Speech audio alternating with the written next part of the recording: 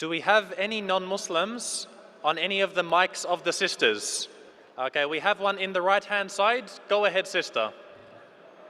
Salam alaikum ji. I am a Hindu, Amuta Ramesh. I am a diploma engineering. Sorry to asking this question.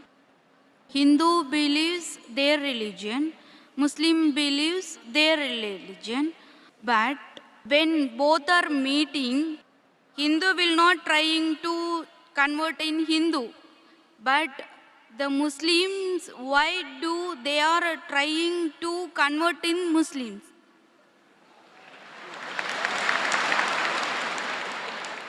Sister, if I understood your question correctly, when Hindus meet Muslims, they don't try and convert the Muslims to Hinduism, correct? Yeah. But when the Muslims meet the Hindus, they try and convert the Hindus to Muslim, correct? Correct. Sister, it is like giving an example. There is a student who goes to school. Maybe he's in the 7th standard or 8th standard. There's another student who goes to postgraduate college. Postgraduate college, maybe he's doing his master's. Now when they meet, will the school student try and teach the postgraduate, or the postgraduate will teach the school student? Sister, Yes. will the school-going student teach the postgraduate student, or the postgraduate student will teach the school-going student? Sister, I asked you a simple question, not a difficult question. Sister, have you understood my question? Yeah. So will a student going to school will teach a student going to a senior college, postgraduate college? Or No. will a student going to postgraduate college will teach a student going to the school? Post-graduated only. Correct. So in comparison, when the Muslims, what we believe, we are postgraduates. So when we meet our younger brother who are in school, it's our duty to share knowledge. We don't want to be selfish. I don't want to be selfish. You know, those who are selfish, the person should not be a graduate. You know, let him suffer. Let him be in school only.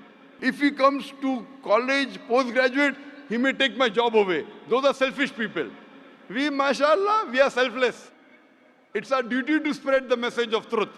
So when we meet a non-Muslim, whether Hindu, whether Christian, whether Buddhist, we tell Ta'ala vila kalmitum sawa'im baina bainakum. Come to common terms, and we try and educate them. We don't want to degrade them. We try and educate them so that they can become a postgraduate, and both of us will get a good job. The good job is going to Jannah. So we don't alone want to go to Jannah. We want to take our brothers and sisters to Jannah.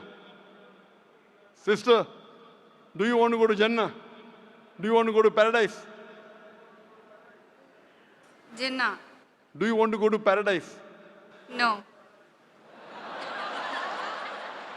Do you want to go to paradise, yes or no? I want to go to heaven only. Heaven, yes. Another name for heaven is paradise. There are some rules and regulations to go to heaven. As I mentioned in my earlier answer, according to the Hindu scriptures, according to the Quran, according to the Bible, if you want to go to heaven, you have to believe there is one God.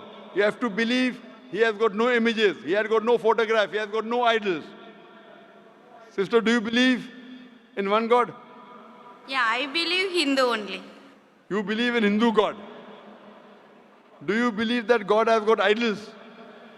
No, God is not idol. So do you believe in idol worship? Idol version I am believing also. You believe in idol worship. Yes. So if God doesn't have idol, why are you worshipping the idol? Aren't you going against your Hindu scriptures?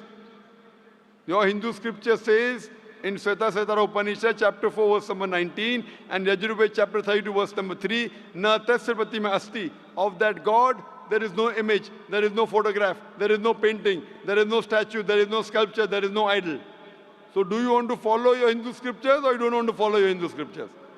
No, I want to follow my culture only, Hindu only. Culture, not your religion. My religion is Hindu only, I want to follow. But your Hindu religion is based on Vedas. Have you read the Vedas, sister? No. Isn't your duty you have to read the Vedas? When will you read it? Tomorrow? Or tonight? I don't know. I will try.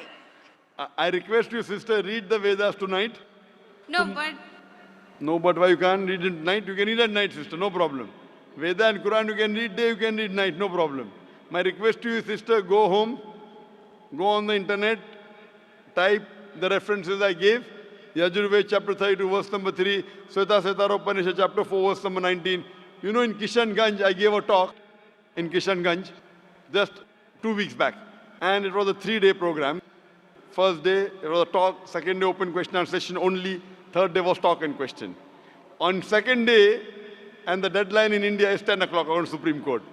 But when 10 o'clock was over, one intellectual Hindu came and told, you know, Dr. Zakir, what are you trying to do? You're talking about communal harmony, what are you trying to convert and blah, blah, blah, blah, blah. I only believe in Bhagavad Gita, I don't believe in Veda. I wanted to answer him, but the time was up. So I told him, when you come tomorrow, inshallah, I will give you the first chance. The next day, when I gave him the first chance to ask the question, he said, full night, I did research. I phoned the scholars of Hinduism, the Pandits, and I was shocked that they said that whatever you told 100% was correct. In Hinduism, there is one God. Hindu scriptures speak about Prophet Muhammad, peace be upon him. He said, I could not sleep the full night. So he made my job easier. So I'm requesting you, sister, that tonight you go home. If you don't have any Pandit to ask, you can Google, you know. Sheikh Google, we say Sheikh Google. Or Pandit Google, go there, type all the references, try and find out, and tomorrow you can come and ask the question again, sister. Inshallah. thank you.